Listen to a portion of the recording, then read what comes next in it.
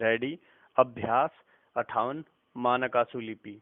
महोदय गांधी जी जिस समाज का सौपन देखते थे, शायद उस ओर हम नहीं जा रहे हैं। पूर्ण विराम। विनोबा जी के आंदोलन में कुछ कुछ लगता है कि हम भी उस ओर जा सकते हैं, पर और जितनी चीजें हमारे देश में हो रही हैं, वे विपरीत देखने में आ रही हैं और हम उनकी ओर ही जा रहे हैं। पूर्ण विराम। मैं तो यही चाहूँगा कि आप इन सब चीज़ों को भली प्रकार से देखें और समझें। पूर्ण विराम। सब चीज़ों पर विचार करने का गांधी जी का अपना एक उद्देश्य था। पूर्ण विराम। वे इस प्रकार के समाज का गठन करने के लिए उनके अनुकूल वातावरण पैदा करना चाहते थे। पूर्ण विराम। उनके कार्यक्रम के अनुसार चल सके तो हम उस प्रकार का समाज स्थापित कर सकते हैं जैसा कि गांधी जी चाहते थे। पूर्ण विराम। परंतु यह हम उनके बताए हुए रास्ते से विपरीत ही चले तो उसका परिणाम वह नहीं हो सकता जैसा वे चाहते थे। पूर्ण विराम। पैरा। हमारे सामने यह प्रश्न आता है कि हमको उस पर विचार करना चाहिए। पूर्ण विराम। हो सकता है कि परिस्थिति इतनी प्रतिकूल हो कि हम चाहे कुछ भी करें, उससे हम उस परिस्थिति को नहीं बदल सकते। पूर्ण विराम। परंतु इसका अर्थ यह भी तो नहीं हो सका कि हम प्रयोग करना ही छोड़ दे। पूर्ण विराम।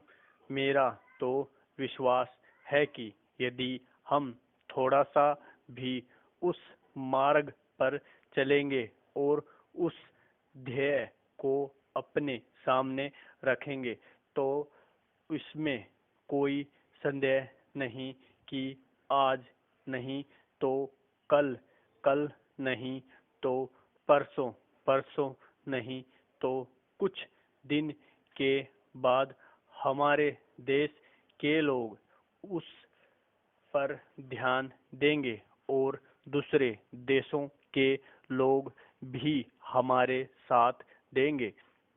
पूर्णिराम। इसलिए जो गांधी जी की विचारधारा के मानने वाले हैं, उनसे जब मेरी बात होती है तो मैं उनसे यही कहता हूँ कि प्रतिकूल परिस्थिति भी कभी न कभी उनके अनुकूल ही हो जाएगी।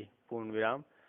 कौन यह कह सकता था कि हम इतनी जल्दी या इतनी आसानी से स्वराज पा सकेंगे। पूर्ण विराम। उस समय हमारा ध्येय यही था कि चाहे जिस प्रकार हो, हमें स्वराज लेना है और हम उस ध्येय पर पहुँचे। पूर्ण विराम। हमको समझना चाहिए कि आज की परिस्थिति न तो उतनी प्रतिकूल है और न कभी हो सकती है जितनी कि गांधी जी के दिनों में थी। पूर्ण विराम। जब उन्होंने काम आरंभ किया, आज भले ही चारों ओर कठिनाइयां और संकट देखने में आए तो भी हमें उस विश्वास के साथ आगे बढ़ना है। पूर्ण विराम। मैं आशा करता हूँ कि आपने चरखा चला कर आज जो काम आरंभ किया है तथा विनोबा जी सारे देश में भूदान का जो काम कर रहे हैं और अब उन्होंने कूप दान की बात जो उठाई है, हम सभी स्थानों के लोग अपना अपना सहयोग देकर इस कार्य को आगे बढ़ाते जाएंगे, जो बाद को एक बड़ी नदी का रूप धारण कर लेगा। पूर्णविराम। ईश्वर की कृपा हुई तो उस नदी में एक बाढ़ भी आ सकती है। पूर्णविराम।